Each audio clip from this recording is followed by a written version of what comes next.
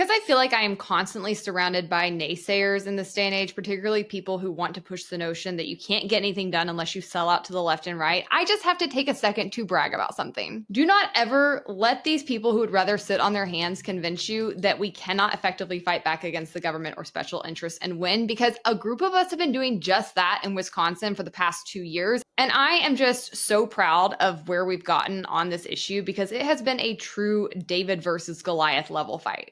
And David is winning. Over the first 6 months of 2025, there was a piece of legislation called Right of First Refusal in the state that ended up being the most lobbied on bill. Right of First Refusal is this very corrupt piece of legislation that the utility companies in the state and the lawmakers in the state capitol both really wanted to pass because it was going to be a huge windfall for both of them on your dime. Basically, what the bill did is said only the two utility companies currently in Wisconsin could bid for this multi-million energy transmission line project, and then they would get to own those transmission lines and decide what rates they charge consumers on the back end. Pretty clear to see why they wouldn't want any competition for that deal. Lawmakers in the state house, which is run by Republicans, would have gotten huge kickbacks from these utility companies if they were able to pass this legislation and guarantee them those dollars. And they would have gotten away with it if not for us pesky teenagers. Okay, I'm 37, but you get the point. Anyways, we have called so much attention to this piece of legislation. There has been so much outrage, not just from people in Wisconsin, but across the country, because obviously